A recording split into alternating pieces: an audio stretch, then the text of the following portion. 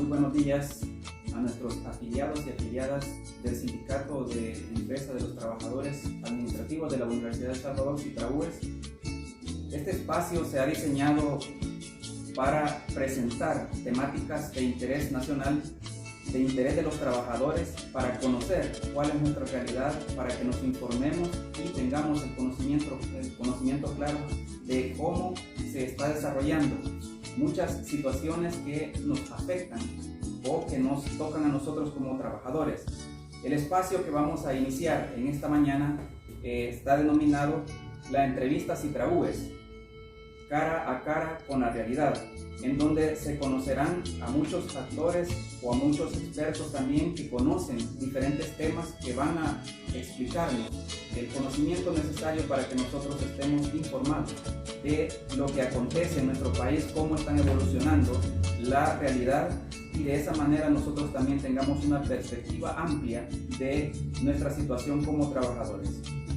En esta ocasión, para dar inicio, su servidor, Juan Pablo Beltrán, secretario de organización, que estará al frente de la entrevista que va a ser dirigida hacia el maestro Francisco Martínez, quien es un consultor sociolaboral de este país, y el tema que vamos a abordar específicamente es la reforma a la ley de pensiones.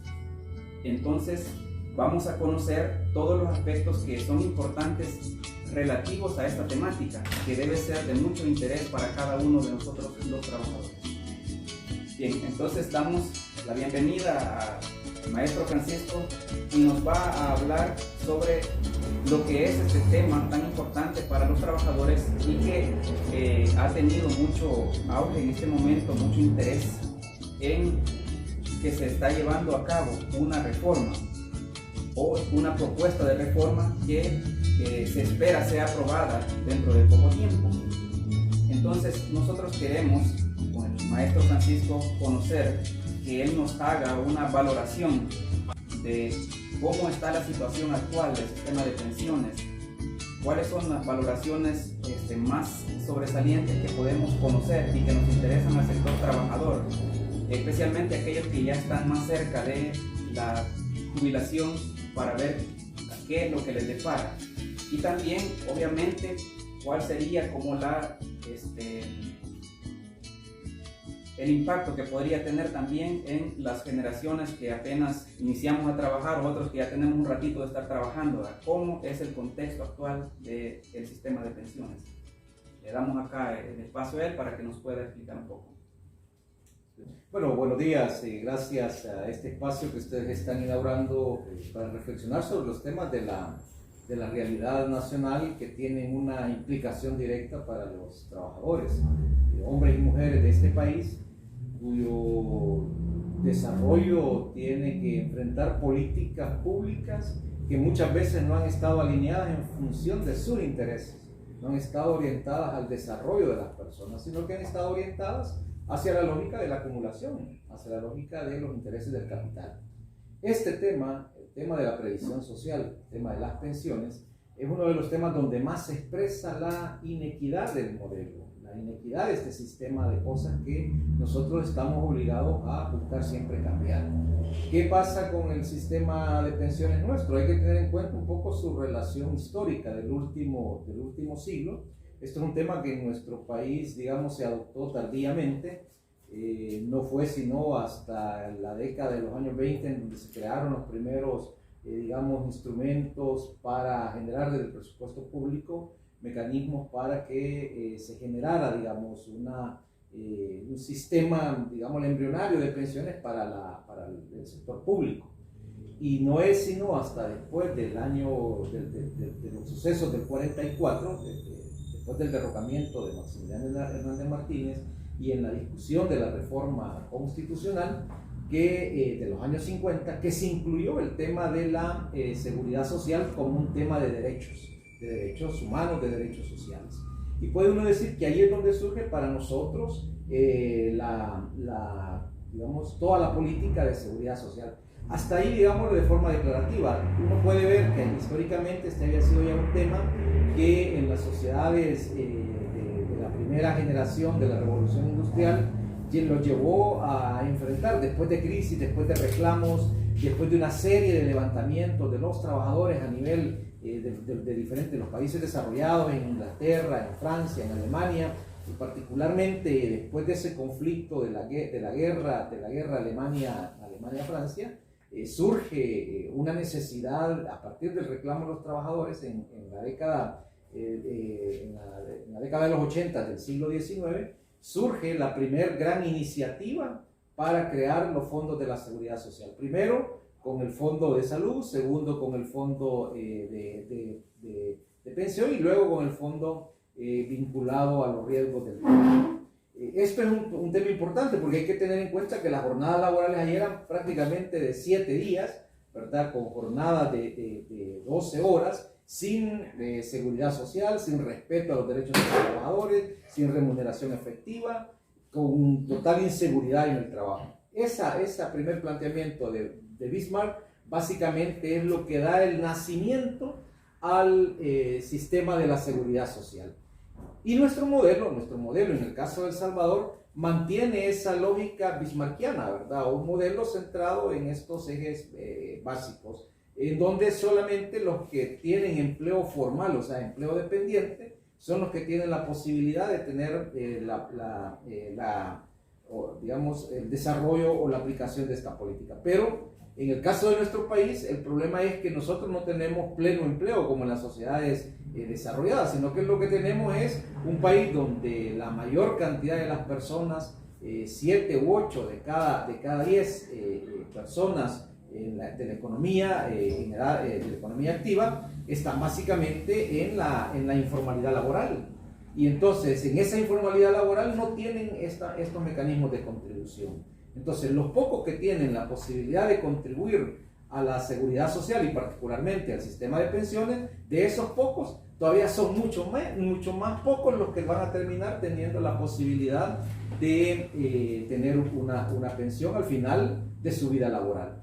Cuando se creó el Seguro Social, allá a principios de los años 50, cuando se creó el régimen de pensiones, de invalidez, vejez y muerte a finales de los años 60, cuando se creó el INPEC en los años 75, 77, básicamente se tenía una idea de un país que diseñado en aquellos momentos en una situación de preguerra, ya en una situación básicamente de conflictividad social en el país, y los parámetros con los que se definió no se ajustaron como tiene que ser en un sistema, digamos, de una política continuada.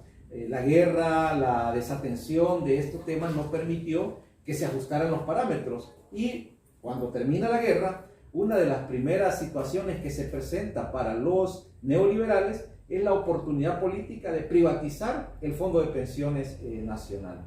Y no tardaron tiempo, o sea, básicamente terminamos la guerra, el 92 es el año de la transición, entre el 93 y el 94 empiezan una fuerte campaña para decir que el Seguro Social estaba quebrado. Esa campaña fue continuada con todo un esfuerzo de implantar en El Salvador el modelo chileno de pensiones, y en el 96, en diciembre del 96, aprueban una ley de pensiones con el argumento de que el Seguro Social y el INPEC estaban quebrados, de que no era posible con el sistema de reparto que todos los trabajadores tuvieran, digamos, acceso a un sistema previsional, de que solamente con y vean las mentiras, y solamente con un sistema de cuenta individual iba a ser posible que los trabajadores tuvieran una pensión suficiente, y que además con la cotización individual, con la cuenta individual, los trabajadores iban a tener control de sus aportaciones, de sus cotizaciones.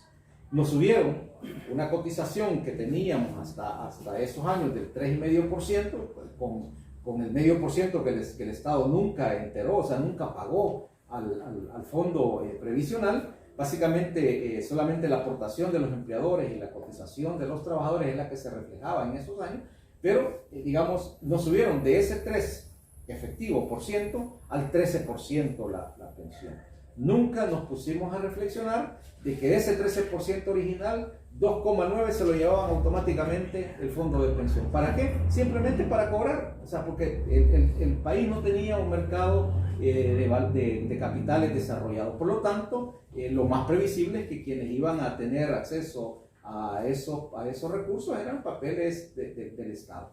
Entonces, uno puede llegar a la conclusión, después de toda esta gran maniobra de especulación que hicieron con el ahorro nacional, con el ahorro de los trabajadores, uno puede llegar a la conclusión de que en realidad ese fue un negocio vergonzante que fue en contra y en detrimento de los intereses de los trabajadores. Muchos que estábamos, digamos, en aquel momento, jóvenes entre los 25 y los 30 años, básicamente no reparamos en el impacto, porque a esa edad, de verdad, uno no está preocupado en el retiro, a esa edad uno está preocupado en seguir trabajando. Yo recuerdo que la primera vez que tuve aproximación a este tema fue allá por el año 86, yo todavía era dirigente sindical activo de una empresa en Apopa y la Altura de Centroamérica, y como dirigente sindical en el año 86 tratamos de hacer una aproximación con compañeros del sindicato del Seguro Social, pero esa discusión no prosperó, porque luego se vino el terremoto del año 86, hace ¿qué? 41 años, o ¿cuántos años? 35, ya, ¿verdad? De eso, y básicamente eso no nos permitió hacer una reflexión informada, hacer una reflexión soportada, y además una reflexión visionaria. Porque yo me recuerdo en aquel momento cuando uno decía, bueno, con el 3% que vos aportás, vas a recibir el 80% de los últimos 3 años de que hayas tenido en pensión. Y cuando uno hacía un análisis básico financiero, inmediatamente uno llegaba a la conclusión de que eso era de verdad era una gran cosa, pero no era soportable, no era sostenible. O sea, con el 3% eso no era factible. ¿Por qué se tenía eso? Porque no se hicieron los ajustes paramétricos que debieron hacerse en el 75, en el 80, en el 85, ¿verdad? No se habían hecho. O sea, no teníamos censos, no teníamos estudios que nos permitieran establecer la situación del mercado de trabajo y las perspectivas del mercado de trabajo. Entonces, todo eso nos fallaba.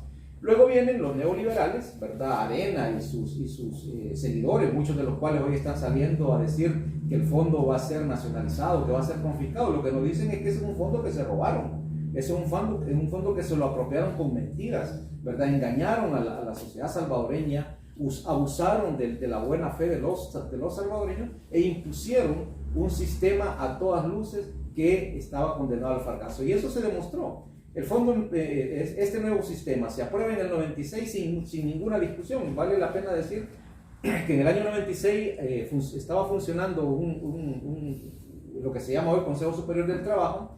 Los sindicalistas que estaban ahí estaban haciendo una gran presión durante un par de semanas para que ese tema se llevara a la discusión del Consejo Superior del Trabajo. Y cuando tomaron al fin, después de grandes discusiones, después de grandes argumentaciones de que ese tema debía pasar por el Consejo Superior del Trabajo, el ministro de Trabajo de aquel momento, don Juan Cifontes, se levanta, toma una llamada y después les informa que con pena tenía que informarles que ya no iba a haber necesidad de una comisión especial en el Consejo Superior porque el nuevo sistema de pensiones había sido aprobado. O sea, lo hicieron sin consultar a nadie, lo hicieron sin tomar en cuenta a la gente, no tuvieron ningún reparo en las situaciones a las que expusieron a los trabajadores y por lo tanto está claro que usaron en plena impunidad aquella correlación con la que privatizaron mucho de los bienes nacionales.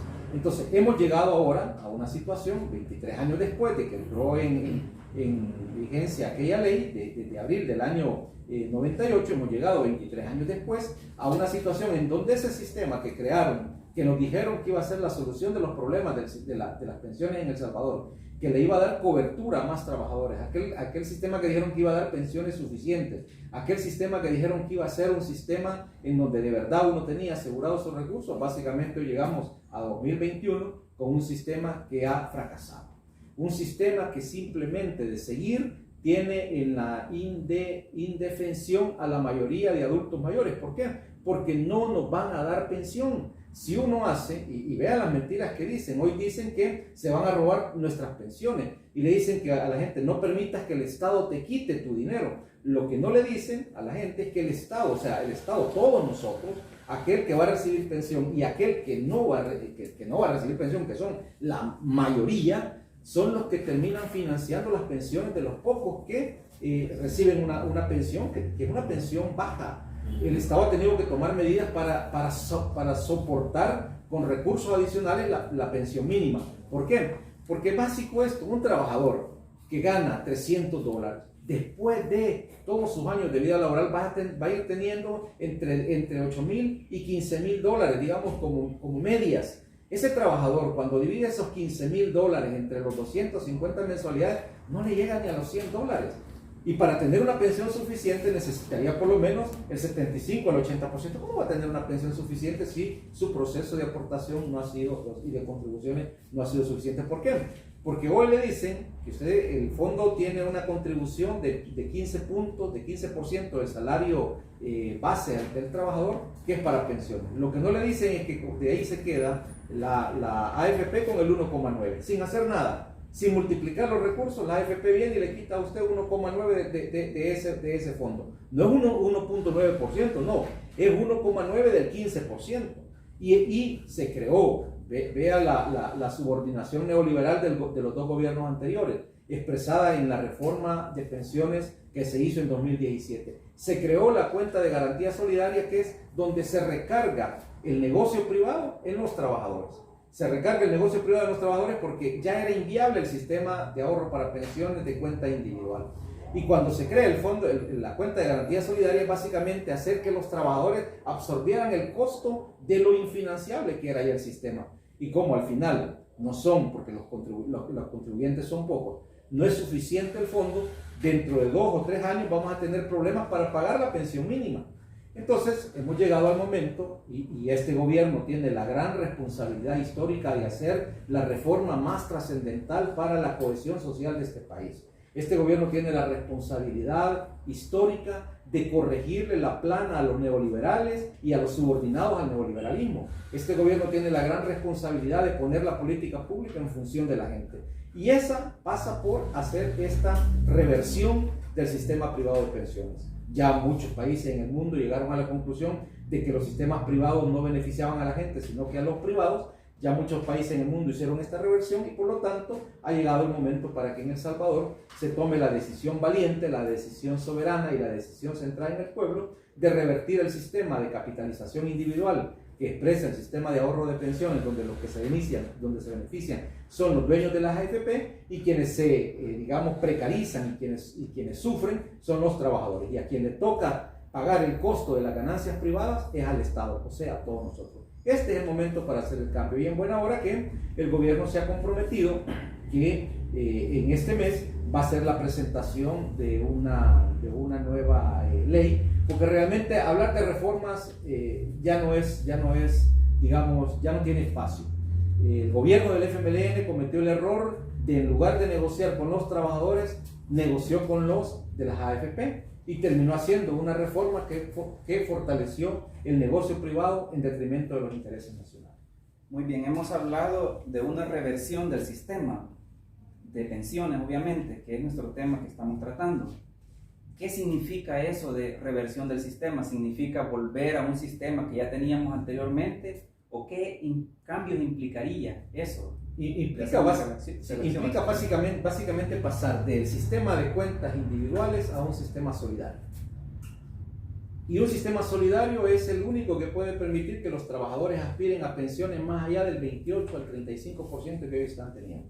Si un trabajador con salario mínimo, si no tuviera una pensión mínima garantizada por los recursos del Estado, por la solidaridad de toda la sociedad salvadoreña, si un trabajador quisiera retirarse hoy de esos 360 dólares, a lo más que aspiraría que le den al 28%. ¿Qué significa eso? Estás hablando de que son entre 80 y 90 dólares. Esa sería la pensión que un trabajador tendría en este país. La posibilidad de revertir esto es dándole carácter solidario al fondo, haciendo que más contribuyan al fondo para que más salvadoreños tengan participación de un fondo de retiro al final de su vida laboral. Y digo todos los trabajadores porque en realidad este no es solo un problema de los trabajadores dependientes, este es un problema de todos los trabajadores dependientes y por cuenta propia, que son la mayoría. Casi 2 millones de trabajadores de la población económicamente activa son trabajadores de la economía no formal, son trabajadores por cuenta propia, que dedican su esfuerzo, que hacen su rebusca diaria para garantizar su vida. Y por eso es que uno se encuentra con muchas personas adultas mayores que están mendigando en la calle, que andan pidiendo una tortilla, que están pidiendo un espacito, ver qué favor te hacen, qué mandado te hacen para que les des $1, para que les des una cora, y con esa cora van a sobrevivir. Esa que es responsabilidad del Estado no se asume hoy porque la política pública de protección social no funcionó. Ese enfoque neoliberal es el que a este gobierno le toca desmontar. Y yo particularmente creo de que este gobierno va a tener que romper el paradigma neoliberal incorporando políticas públicas con mayor participación del Estado y en beneficio de la mayoría del popular. Bien, hablamos de un sistema fracasado, este sistema que ha estado funcionando actualmente.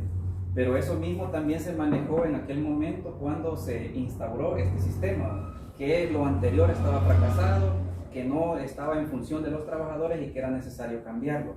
Entonces, cuando se hace eso, en la explicación que nos daba decía, no se consultó a nadie. En este momento, en el momento actual, hemos escuchado al presidente decir de que está en pláticas, en reuniones con los sectores, específicamente con los sindicatos. Sin embargo, nosotros como sindicatos y TRAUES pertenecemos a una federación y esa federación pertenece a una confederación y hasta el momento no hemos sabido que nosotros como parte sindical hayamos sido llamados a tener una conversación al respecto. ¿Qué tanta incidencia entonces están teniendo a estas alturas los sindicatos en esta reforma que se está planteando? Aquí quiero hacer una reflexión. Primero diferenciemos los momentos. En el 94-96, cuando se hizo toda esta discusión para privatizar el sistema de pensiones, lo que se dijo es que aquel sistema estaba quebrado. Y básicamente, si tú te ibas a los números, te ibas a encontrar con deficiencias. O sea, de verdad, el Seguro Social y el INPEC tenían dificultades para enfrentar sus obligaciones futuras, inmediatas.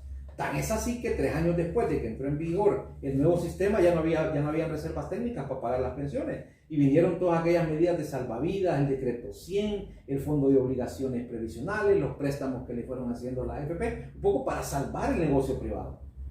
Pero lo que no se hizo, y eso es digamos lo que se recomienda desde la lógica de la seguridad social, eso es lo que requiere digamos es un ajuste permanente.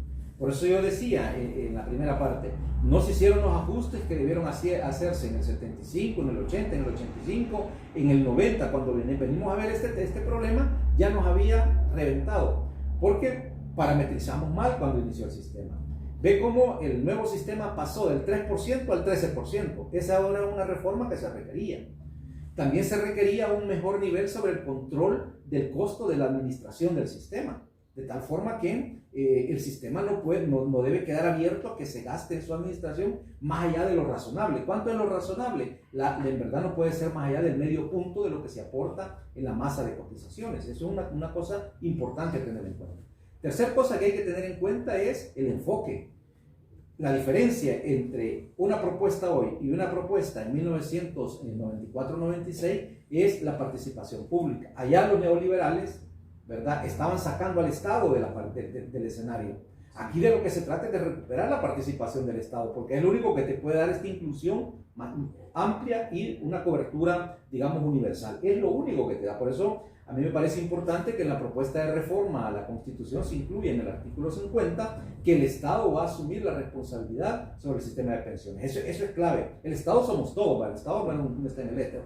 Ahora, esa diferencia. ¿Qué otra cosa es importante? Bueno, en algún momento, esto es una cosa que ya los neoliberales en 2017 lo hicieron, básicamente te aumentaron 5 años de cotización de tu periodo de retiro. ¿Cómo? Con una trampa. El que eso se llamaba, ¿qué? Préstamo, adelanto de saldo, ¿verdad? Entonces, con ese adelanto de saldo, ese queso que nos pusieron, nos jalaron a 5 años más de cotización. ¿Sí? Nadie protestó, pero básicamente si tú vas y tomas el 20%, era, ¿verdad? 20-25%, tú tomabas ese fondo y con ese fondo básicamente te comprometías a quedarte 5 años más en el puesto de trabajo. O sea, esas son discusiones que son necesarias hacerlas. ¿Qué otra discusión es necesaria hacerla? Los beneficios.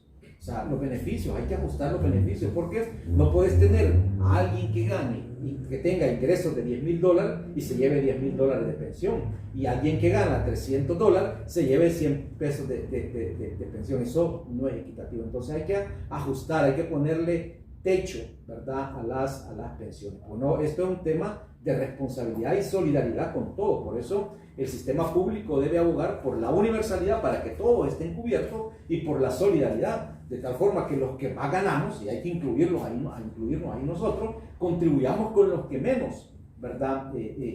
Ingresan. Esto es una visión solidaria de un país que funcione, eso se llama cohesión social.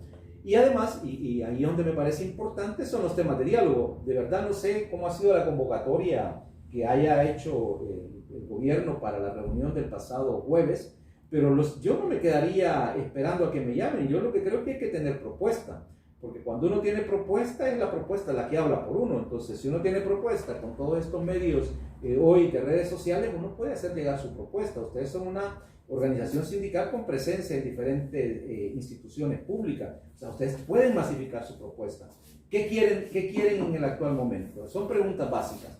¿Que se mantenga el sistema de capitalización individual o que avancemos a un sistema de pensiones solidarias y universales? Son preguntas claras. No caigamos en el error de gente que quiere, yo le he oído a algunos gente de sindicatos diciendo, devuelvan el fondo de pensiones, pero a la parte dicen que le den una pensión del 100%. ¿Y quién va a pagar esa pensión? No estás pidiendo que te regresen lo que tenía ahí, ya no tenés fondo de pensión. Y además, a la gente hay que explicarle, si usted se va hoy, usted gana $1,000, y yo reto a cualquiera, váyase hoy, pida el monto de lo que tiene ahorrado, pídale, llame a la AFP, mande el correo, ponga su DUI en la página de la AFP, que le manden su estado de cuentas. Cuando le manden su estado de cuentas, ve el saldo y divida, usted póngase como que ya le tocara irse de retiro y divida ese monto que le van a dar entre $250 para que vea exactamente de cuánto le toca la pensión. Y ahí, de verdad, le apuesto 1000% que le van a dar ganas de llorar, porque este sistema es inequitativo, es injusto, es depredador, es una política pública convertida en un gran negocio de los grandes varones del capital en este país. Eso es básicamente, entonces por eso es la necesidad de cambiar. Ahora, sindicalmente, yo mi reto y he estado, digamos, promoviendo a diferentes grupos de trabajadores, entendiendo la diversidad, las diferencias, las características de cada grupo, promoviéndolos para que no esperen a que los consulten, sino que tomen la iniciativa y propongan, y son cosas básicas. Nuevo sistema, pensiones suficientes, pensiones universales y pensiones solidarias. De eso se trata, donde el Estado es la piedra fundamental para garantizar la política pública, fuera los privados, y asumamos la responsabilidad de los ciudadanos para poder hacer de una política pública como el sistema de protección social la mejor política de integración, de cohesión y la mejor política de distribución del recurso nacional. Muy bien, quizás una pregunta un tantito ya en contexto de las personas que están, como dijimos, ya cerca a su retiro, a su jubilación, y que hace poco tiempo que se dio también ese otro, como usted lo mencionaba, el queso que les puso, que los atrae, que es el adelanto de un porcentaje de su fondo, de su ahorro que tenían para la pensión. Muchos de los trabajadores que cumplían el requisito lo solicitaron, han retirado ese fondo. ¿Cuál sería el impacto que tendría en su jubilación en los dos escenarios, de continuar con el sistema actual o de darle un cambio, tal como lo he estado planteando, al sistema de pensiones? ¿Cuál vendría a ser los escenarios posibles para ellos? ¿Qué afectaciones tendrían? Si se quedan con el fondo actual, si la gente dijera, ay, que yo quiero este sistema porque yo sé que ahí tengo 10,000 pesos, la gente debe dividir esos 10,000 pesos entre 250 para saber la realidad de su pensión. Esto es así. Si la gente entiende que puede avanzar a tener una pensión más allá del mínimo, porque en el país, digamos, que se ha creado a partir de estas últimas reformas que se hicieron a la pensión mínima, se ha avanzado a prácticamente garantizar una pensión mínima que andará entre el 75 y el 85% de un salario mínimo. Y eso ya es para la mayoría de este país que gana salarios mínimos, la pensión ya se vuelve bien, suficiente. Pero si ganas entre $350 y $400, una pensión de $305, digamos, te da una respuesta. Si fuera, digamos, con los parámetros propios del sistema y te dieran lo que tenés ahorrado distribuido en 250, te dieran como $60. O sea, ya digamos, aquí hay un cambio, y aquí hay una acción del Estado y de la responsabilidad del Estado. O sea, buena parte ya está migrado a un sistema público, porque la responsabilidad es pública. ¿Qué pasa entonces con los que ganan más allá de 2 salarios mínimos? Que son los que se ven hoy afectados. Imagínate un trabajador, aquí en la URSS, ¿cuánto es el promedio de salario que tiene la gente? $900, digamos que 3 salarios mínimos más o menos. Si hoy le tocara irse de ver su fondo, te vas a encontrar con que la gente tendrá que $30,000, $35,000 ahorrados en su cuenta. Cuando divide esos $35,000 entre 250, de verdad la gente se va de espalda. Yo le estaba haciendo este ejercicio con mucha gente, se va de espalda, no le alcanza.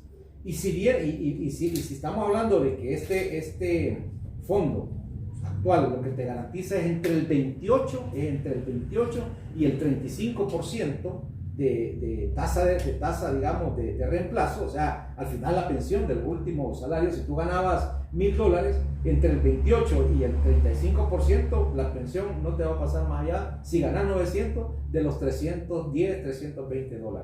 Y la pensión mínima es de $304, para que veas cómo es de perverso el actual sistema. Solo que el actual sistema lo pagamos todos nosotros.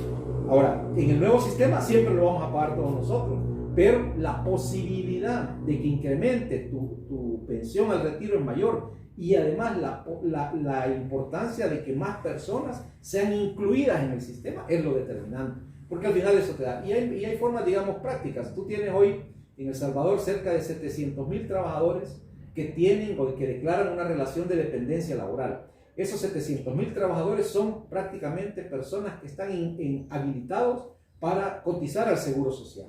¿Por qué no lo hacemos? Porque nuestras instituciones son deficientes, el sistema de inspección de trabajo no funciona como debería, el sistema del Seguro Social, los inspectores no tienen, digamos, la fuerza para obligar a inscribir al Seguro Social a esos trabajadores. Hacienda no le preocupa que los trabajadores coticen, sino que las empresas le paguen los impuestos. Entonces nosotros tenemos que cambiar esa conducta. Una inspección del trabajo fuerte para obligar a que los trabajadores que tengan relación dependiente se inscriban al seguro, un seguro social que tenga dientes para que sus inspectores puedan hacer fuerza y obligar a las empresas a inscribirlos, y una hacienda que además de que te cobre los impuestos, también te vea que se aplican las otras leyes, particularmente la ley de seguridad social. Y en este tema de pensiones y el tema de salud es clave. ¿Eso se puede hacer? Sí, por eso necesitas Estado. Y por eso a mí me parece, lo que yo ya decía, que a este gobierno le toca la gran tarea de romper el paradigma neoliberal y responder con más Estado frente a esa lógica de que menos Estado es mejor. Sí. Hay muchas dudas con respecto a el planteamiento de la reforma.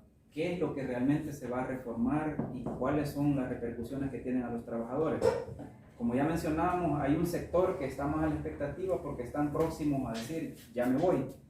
Y cómo me va a tocar enfrentar esta realidad. Entonces, si hablamos de que va a haber un cambio en la reforma, va a haber una modificación casi que completa, porque un nuevo sistema. Hay que apostarle a un nuevo sistema. Sí. Entonces, ¿cómo quedan estas personas que en el momento están por hacer su trámite de retiro? Ellos se retiran, supongamos que se retiran ya. En un par de meses se hacen su proceso y se retiran, y luego viene la reforma. ¿Quedan descubiertos o quedan con lo régimen antiguo? Lo nuevo. Porque eso sería una de las cuestiones que importaría. Va a tener que ser así, o sea, va a tener que asumirse desde una perspectiva nueva. Es que si ahora la gente se va, de verdad, es complicado. Yo incluso en una de las ideas que he planteado es que entre 2022 y 2031, estos 10 años, deben ser un periodo de transición. Y hay personas que tienen salario, digamos, pongamos un techo, hasta $1,500. Esas personas que tienen un salario de hasta $1,500, que hoy serían como máximo con $350 o $360 de pensión, eso de verdad a cualquiera lo hace retroceder. Y trata de quedarse en el trabajo hasta que ya no lo aguanten, ¿verdad? Y aún aunque ya no lo aguanten, no se van. ¿Por qué? Porque la gente no se va a ir con esos niveles de pensión. Entonces, no se trata de que las personas salgan a morirse.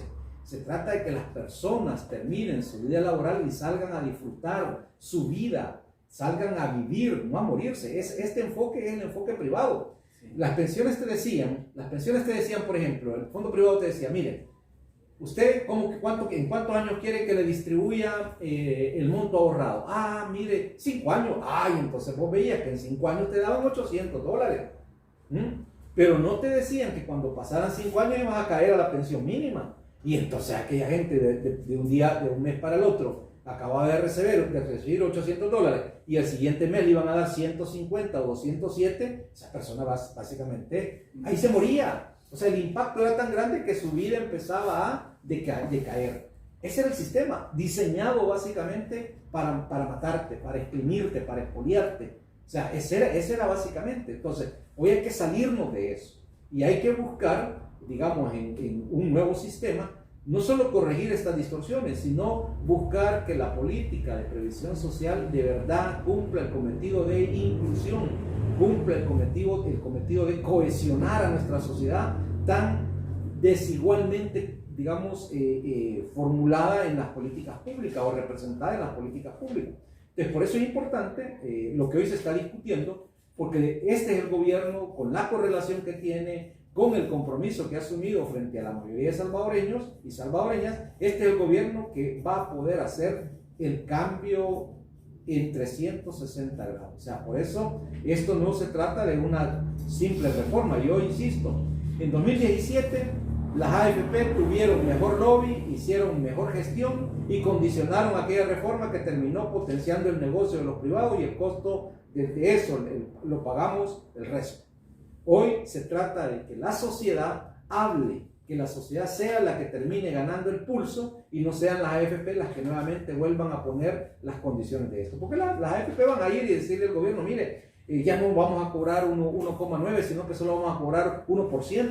Sí, te pueden ir a ofrecer de nuevo el cielo y la tierra, pero ya vimos, como en 1994, 1996, te dijeron que las pensiones que se iban a obtener con el sistema nuevo privado de pensiones eran pensiones suficientes. 23 años de que entró en vigencia esta ley, nos estamos dando cuenta que ellos se quedaron con muchos millones y a nosotros simplemente no nos van a dar pensión. Bien, hay algunos aspectos que son bien importantes dentro de esa reforma, que se habla de una universalidad y de un sistema solidario. Eso implicaría que el gobierno va a necesitar más fondos, más dinero.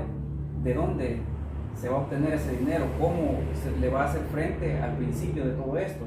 Si el gobierno actualmente está manifestando que hay una situación económica bastante difícil para el país. Igual que se hizo en 98. O sea, el fondo tiene sus recursos. Para pagar las pensiones, digamos, se resuelve.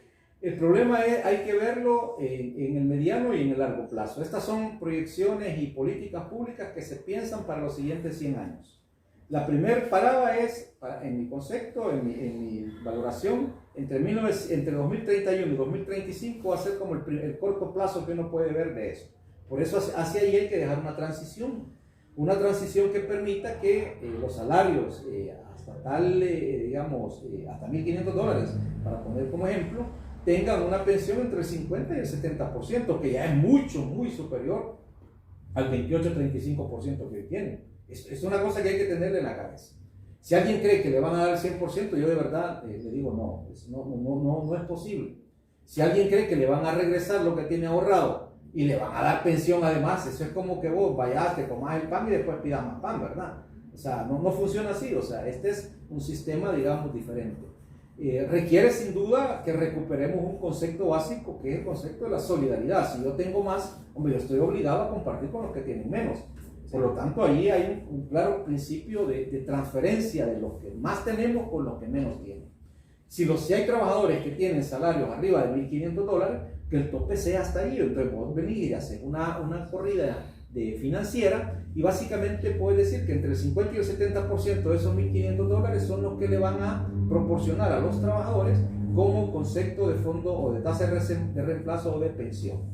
Con 50 o 70% de esos trabajadores con 1.500 tendrían una pensión entre los 750 y los 900 dólares. Frente a los 350 que hoy tienen, eso es una reivindicación que la lucha social de este país en este momento no la puede dar, con las condiciones que tenemos, la organización y el desarrollo de la movilidad. Pero con los votos que la gente le dio a este gobierno, está obligado a hacerlo. Vea la diferencia. Aquí es donde la revolución electoral que estos lograron en 2019 y en 2021, hoy se tiene que traducir en cambio de fondo de las políticas, porque no se requiere un ajuste cosmético, sino un cambio radical. Y un cambio radical significa sacar del negocio a los privados, asumir la responsabilidad pública en beneficio de la sociedad. Entonces eso es posible.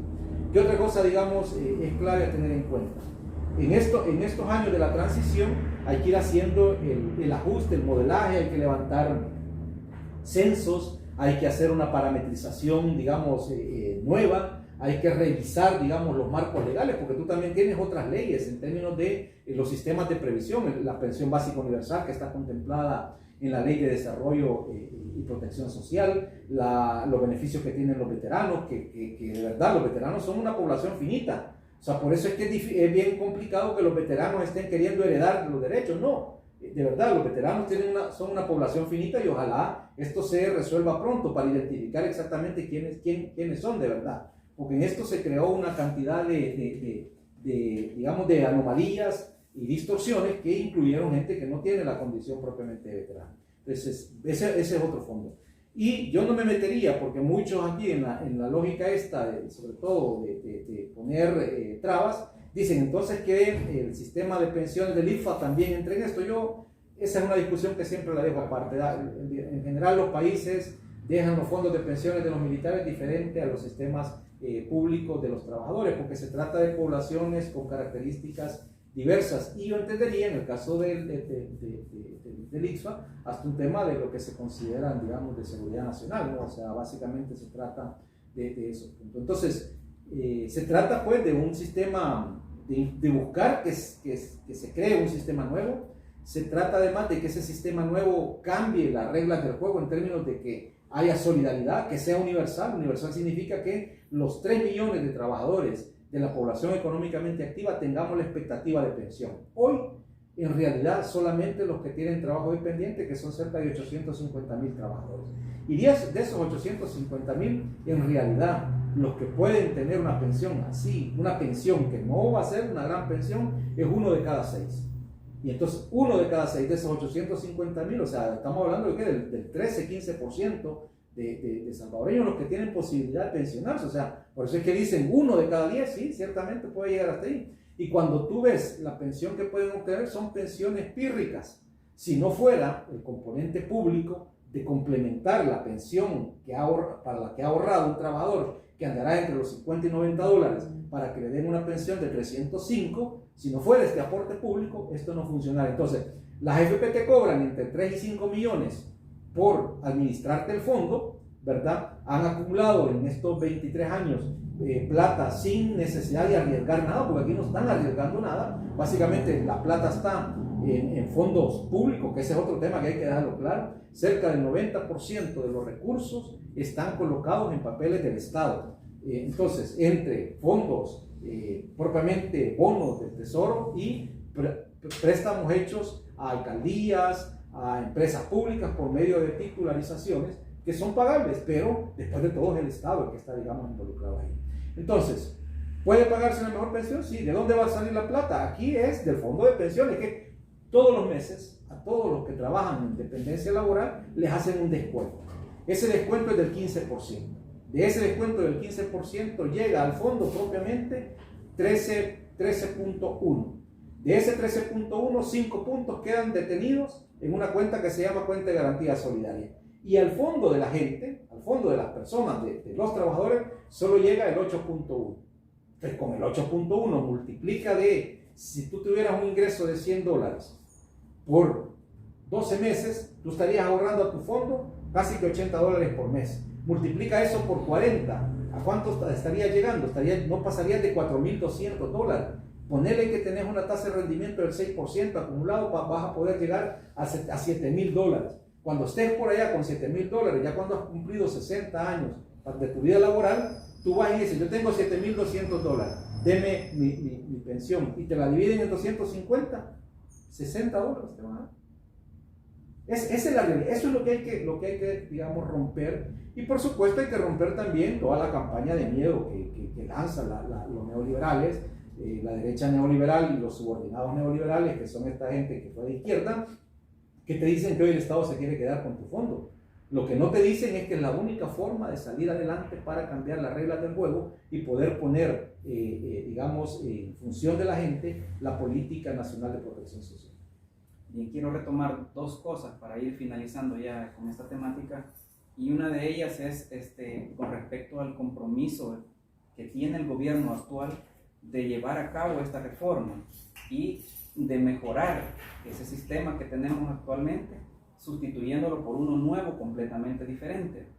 Pareciera de que eso es el papel del gobierno que tiene que hacerlo, pero eso relegaría a la lucha social, a la lucha sindical, como que no tiene ninguna participación. ¿Cómo quedaría entonces ahí la parte de la lucha sindical si es el gobierno en sí el que tiene todo el compromiso y en alguna medida los sindicatos no van a aportar? Entonces, diríamos de que el papel de los sindicatos ya como que no tiene sentido, o ¿qué podríamos decir? No, al contrario, yo lo que veo justamente aquí, el gran reto para los sindicatos para tener propuesta. No es fácil hacer una propuesta sobre este tema, o sea, porque la mayoría de gente lo que hace es un manejo oportunista o clientelar. Yo he visto a dirigentes sindicales que te dicen, devuélvame mis pensiones, pero debe 100% de mi pensión. ¿Cómo es eso? O sea, que te devuelven el fondo que tenés ahorrado, pero además querés que te den 100% de la pensión. No, eso no es factible. O sea, hay que ponernos serios. Se trata de que retomemos la política de seguridad social, sobre todo la que se expresa en el convenio 102 de la OIT sobre seguridad social, para que se pueda estructurar un sistema de pensiones con base en los criterios de universalidad y de solidaridad, con responsabilidad pública. Que esto deje de ser negocio. Yo creo que en eso hay armonía total en los sindicatos, en los trabajadores. ¿Dónde pueden haber diferencias? En a quién invitaron. O sea, pero ese ya es un problema que el sindicalismo no lo va a poder superar si no tiene a la base una lógica de integración, de decir, aquí estoy yo, y aquí estoy yo, aquí está mi idea de cómo deben ser las cosas. Pero si nosotros, en esta enfermiza actitud en la que algunos, digamos, personas, sobre todo aquellos intelectuales indecisos o intelectuales que creen que el mundo no ha cambiado, te vienen y te dicen que el problema es Bukele y no las políticas que hay que echar adelante, uno tiene, y mucha gente se detiene. No, este gobierno tuvo un respaldo masivo, popular. Entonces, como este gobierno tuvo un respaldo masivo, popular, tiene la mayoría, tiene la correlación, a este gobierno hay que demandarle. O sea, este es el gobierno que tiene que hacer las cosas. No tiene excusa para decirte, como te dijeron viejos ex compañeros, ay, que no nos alcanza la correlación. Este gobierno no te puede decir eso. Y este gobierno te pasa diciendo que esté en función de la gente. Entonces, ¿por qué no? Entonces le propones a este gobierno propuestas viables, realizables y sostenibles. O sea, pero si vas y le decís, deme lo que tengo ahorrado y deme también pensión, no es ni viable, no es realizable, ni es sostenible. Entonces, ¿qué es lo que sí puede ser sostenible? Hombre, hagamos de este sistema un sistema nacional, asumamos la responsabilidad pública sobre el sistema y garanticemos que haya una relación de solidaridad entre los que más ganan frente a los que menos ganan. Y que además el sistema dé cobertura nacional. ¿Qué significa cobertura nacional? Que tengan posibilidad de pensión todos los salvadoreños. Unos van a tener una pensión por la que han contribuido directamente, o sea, los que tienen trabajo dependiente, y otros van a recibir una pensión que se llama no contributiva. Pero no contributiva no quiere decir que no pague impuestos. Si paga la gente el 13% del IVA, un impuesto que se puso para no seguir cargando a los capitales. Entonces, ¿por qué no entonces retomamos y se crea un nuevo sistema, el patrimonio, se crea una renta especial para los grandes capitales y una parte de ese IVA pasa a ser también componente del sistema de pensiones para estas pensiones no contributivas, para que todas aquellas personas mayores de 65 años no caigan en mendicidad? De hecho, en las reformas que se proponen en la Constitución, en el artículo 70, se crea la figura de que el Estado será responsable por todas aquellas personas que no tienen capacidad para suplir sus necesidades, que están en indigencia o que han caído en problemas, digamos, de dependencias, digamos, de estupefacientes. Esto es clave para el papel del Estado. Todo esto puede ir complementado, pero también hay que pagarlo. ¿Quién lo paga? Nosotros mismos. O sea, no vayamos a creer que aquí alguien te va a donar. No, esa va a salir de la plata misma. ¿Qué debe haber? Debe haber, por supuesto, una mejor administración de los recursos. Pero como cada uno trata de ver simplemente en estos temas de cuánto va a ser mi pensión, ¿verdad? Aquí no pensamos en la solidaridad con otros.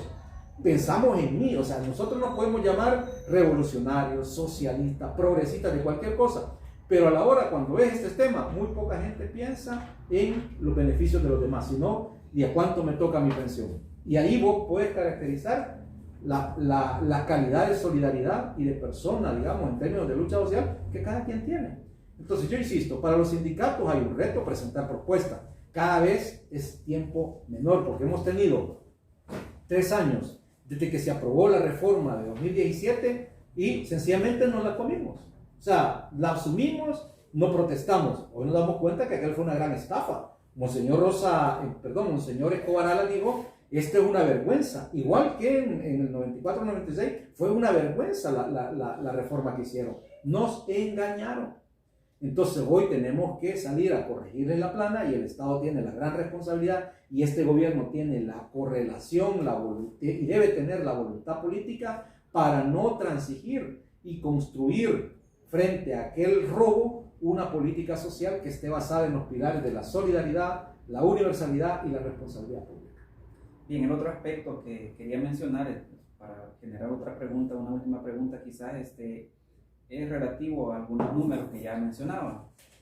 Alrededor de 3 millones conforman la población económicamente activa en el país, pero de eso solamente unos 800 aspiran a tener en su retiro una pensión.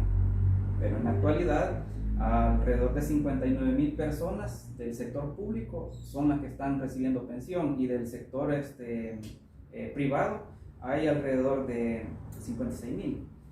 Esa es una cantidad así, pero cuando se hiciera esto de la universalidad, hablamos de que se va a incluir un sector más, esto generaría algunos cambios. Entonces, esa parte, ¿cómo se haría? Y ahí también surgió una parte en el planteamiento anterior que hacía que mencionaba como la creación de nuevos impuestos o el incremento de algún impuesto ya existente. Entonces, ¿qué afectación puede tener eso? Y al final, pues, como que la población podría percibir eso como algo que le va a venir a hacer más carga en la parte fiscal, en la parte de sus impuestos que debe pagar, y si eso realmente la población lo asumiría o puede tener algún problema en sus economías familiares. Yo lo que creo es que Bukele tiene que aprovechar el prestigio y la confianza que tiene la gente. O sea, porque hay que decirlo, cuando se trata de estas políticas, duda habrá siempre. Tú decías una cosa, hasta que no veamos la pensión, ¿verdad? Vamos a ver. Yo creo que el capital político que tiene Bukele es el que hay que aprovechar para esta reforma. Si uno lo mira fría y técnicamente, esto es viable, esto es realizable, esto es posible, es sostenible. O sea, de verdad, técnicamente esto es defendible. Políticamente, este es el momento. Este es el momento porque hoy tenés una correlación que puede cambiar aquel despojo que nos hicieron. Y con esta correlación esto no tiene ningún argumento para dudar. O sea, de verdad, tienen la correlación para el cambio. Y eso es lo que hay que aprovechar. A uno le puede no gustar que Bukele se meta hasta en los partidos de fútbol. Sí, pero ellos tienen la correlación. Y lo que hay que hacer es aprovecharla para el cambio. ¿De dónde viene aprovecharla para el cambio? Bueno, ¿y cuál es tu propuesta? Porque muchos de los problemas que tiene la gente es que cuestiona a este gobierno, pero no propone propuesta viable, realizable y sostenible. O sea, no es cualquier propuesta. O sea, no es una que vos me digas, dame todo lo que tengo, pero a la par mantenerme 40 años con una pensión. O que venga un excombatiente o un veterano a decir que le des $300 de pensión y $10,000 de indemnización. ¿Da cuenta de qué? Si ya se trata de los fondos de la nación, y te lo digo yo como excombatiente, o sea, no es un tema difícil, o sea, no hicimos la guerra para que nos mantuvieran, de verdad, no fue ese el punto. Entonces, ¿cuál es el punto al final? Sí hay necesidad de hacer este cambio, tenemos que aprovechar lo que tenemos en la construcción social, política, no tener sin duda una expresión de organización social, porque los sindicatos son muy pocos, son muy limitados, tienen muy poca membresía, ¿verdad? Entonces los sindicatos no son el factor del cambio. No tienen, digamos, la correlación para empujar eso. Habrán dirigentes, digamos, que podrán enarbolar una consigna y todo, pero en términos de masividad no está ahí, digamos, la fuerza del cambio. ¿Dónde tenés que aprovechar esto? En los resultados que estos obtuvieron electoralmente. Esos resultados le dieron un mensaje: vaya y resuelva. Y entre los temas que le dijeron vaya y resuelva está el de las pensiones. O sea, si mucha gente fue a votar el día 28 de febrero, adulta mayor, fueron los que llegaron más temprano, es porque entendieron el mensaje No es lo mismo tener una pensión de $200 a tener una pensión de $300. Está clarito el mensaje. No es lo mismo que a ti te digan que te van a dar una pensión para que te retires hoy de $350 a que alguien venga y te diga que te puede dar $700 y que de verdad es posible hacerlo. Eso te cambia. Eso es lo que este gobierno puede hacer. Ahora, claro, aquí vienen todas esas dudas a veces existenciales de gente que se quedó un poco con muchos problemas en la cabeza. O sea, si haces eso, ¿vas a apoyar al gobierno de Bukele? Pues yo no lo dudaría. O sea, si al final eso es lo que le va a cambiar la vida a la gente. ¿Que hay necesidad de hacer una reforma fiscal? Sí, también hay que hacerlo. Pero ¿cuál debe ser el carácter de la reforma fiscal? La reforma fiscal progresiva, que significa una reforma fiscal progresiva que los que más tienen paguen. ¿Qué pasó con los neoliberales? Los que más tienen menos pagan y los que menos tenemos más pagamos. A eso hay que darle vuelta. Por eso es que se necesita la reforma fiscal. Cuando yo digo que hay que usar, como se ha hecho en otros países, parte del IVA, no estoy hablando de aumentarlo, sino disponer una parte de lo que se recauda del IVA para específicamente el fondo de pensiones, para las pensiones no contributivas, o sea, de aquellas personas que no están mensualmente depositando, digamos, cotizaciones y aportaciones, sino para los que trabajan por cuenta propia. Entonces, ahí hay parte, de esa parte vos dices, ok, 5 puntos de lo que hoy tenemos de IVA va directamente a este fondo.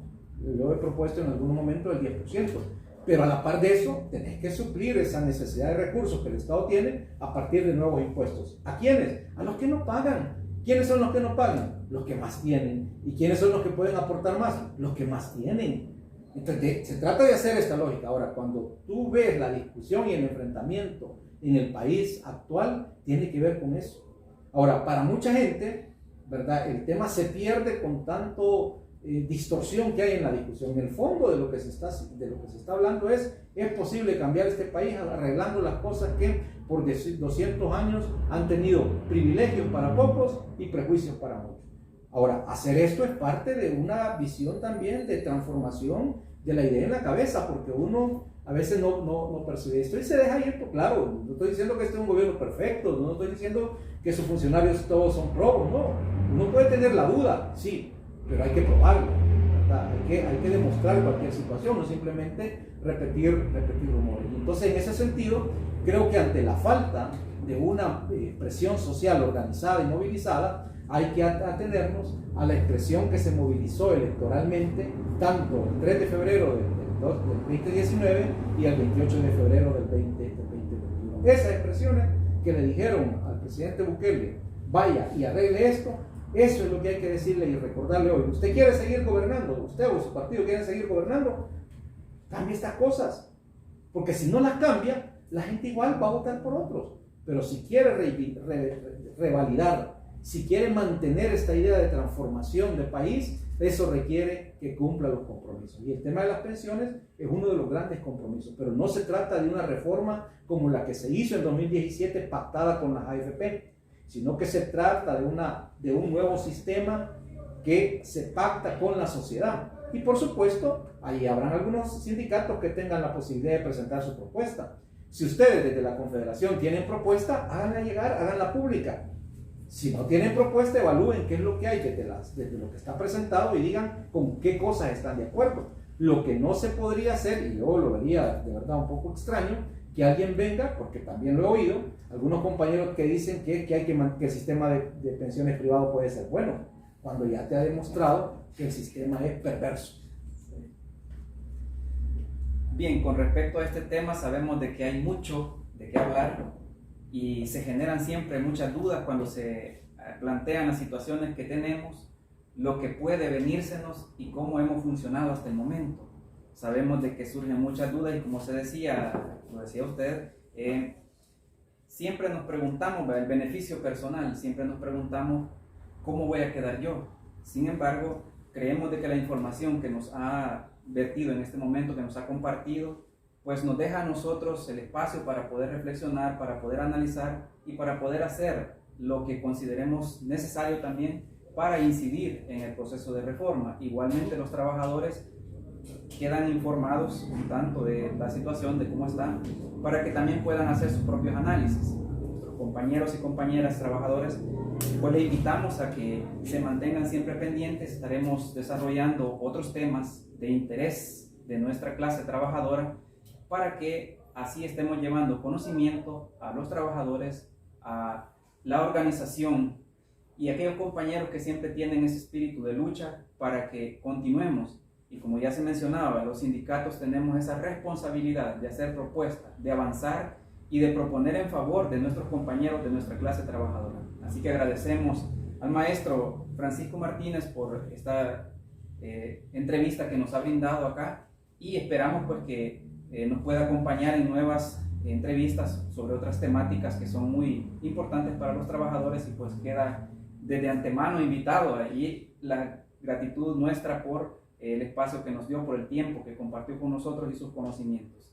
Agradecemos a todos y pues por el momento en esta ocasión es todo.